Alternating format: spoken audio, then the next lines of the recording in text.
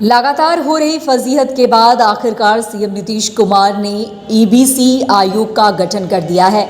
इसके साथ ही अति पिछड़ा आयोग के अध्यक्ष और सदस्य के नामों की भी घोषणा कर दी है। बता दें कि अध्यक्ष पद की जिम्मेदारी डॉक्टर नवीन कुमार आर्य को दी गई है। ऐसे में डॉक्टर नवीन कुमार आर्य 3 साल के लिए नियुक्त किए गए हैं, जबकि तारकेश्वर ठाकुर, ज्ञानचंद पटेल, विनोद भगत और अरविंद कुमार को आयोग का सदस्य बनाया गया है। बता दें कि नवीन आर्य जनता दल यूनाइटेड के महासचिव हैं, जो अब अति पिछड़ा आयोग के अध्यक्ष भी हो गए हैं। वहीं आयोग के अध्यक्ष अरविंद कुमार निषाद जेडीयू के प्रवक्ता भी हैं। बता दें कि सुप्रीम कोर्ट ने स्पष्ट कर रखा है कि स्थानीय निकाय चुनाव में तभी पिछड़े वर्ग को आरक्षण दिया जा सकता है जब सरकार ट्रिपल टेस्ट कराए, यानी सरकार ये पता लगाए कि किस वर्ग को पर्याप्त राजनीतिक प्रतिनिधित्व नहीं मिल रहा।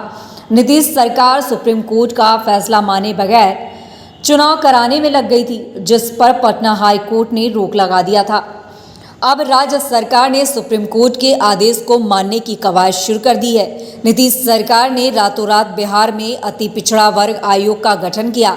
सरकारी सूत्रों के मुताबिक यही आयोग सूबे में उन जातियों का पता लगाएगी जिन्हें पर्याप्त राजनीतिक भागीदारी नहीं मिली है।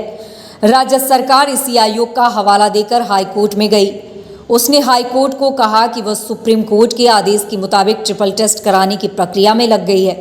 हाई कोर्ट में राज्य निर्वाचन आयोग ने भी अपना पक्ष रखा था। आयोग ने कहा था कि वह सुप्रीम कोर्ट द्वारा तय मानकों का पालन कर बिहार में दिसंबर से पहले चुनाव करा सकती है। कोर्ट में राज्य सरकार ने यह भरोसा दिलाया कि अति पिछड़ा आयोग की अनुशंसा पर नगर निकाय चुनाव में पिछड़ा वर्ग के लिए सीटें तय कर बताएंगे।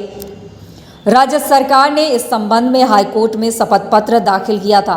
शपथ पत्र में सुप्रीम कोर्ट के आदेश को मानने का भरोसा दिलाया गया था।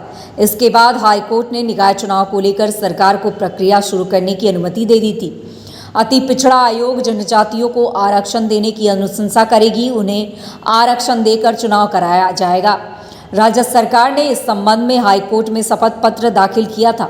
शपथ पत्र में सुप्रीम कोर्ट के आदेश को मानने का भरोसा भी दिलाया था। इसके बाद हाईकोर्ट ने निकाय चुनाव को लेकर सरकार को प्रक्रिया शुरू करने की अनुमति दे दी।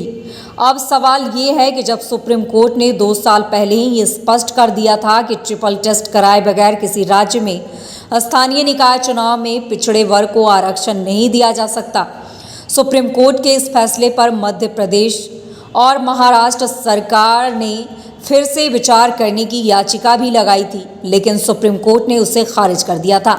आखिरकार दोनों राज्यों ने कोर्ट के फैसले के मुताबिक आरक्षण की कवायद शुरू की, लेकिन बिहार के नीतीश कुमार ने सुप्रीम कोर्ट के फैसले को ताक पर रखकर अपने कायदे कानून से चुनाव कराने शुरू कर दिए। इसके खिलाफ जब हाई कोर्ट से लेकर सुप्रीम कोर्ट में याचिका दायर हुई तो राज्य सरकार ने बड़े बड़े वकीलों को अपने पक्ष में खड़ा कर सरकारी खजाने से पानी की तरह पैसे बहाए, लेकिन इसका कोई फायदा नहीं हुआ। उधर चुनाव की तैयारियों पर भी भारी भरकम खर्च हुआ। चुनाव में खड़े हुए हजारों उम्मीदवारों ने भी अच्छी खासी रकम खर्च की। कुल मिलाकर खर्च हुए पैसे का हिसाब अरबों रुपए तक पहुंच सकता है। इतना ही नहीं, सब कुछ होने के बाद राज्य सरकार ने वही किया जो कोर्ट ने कहा।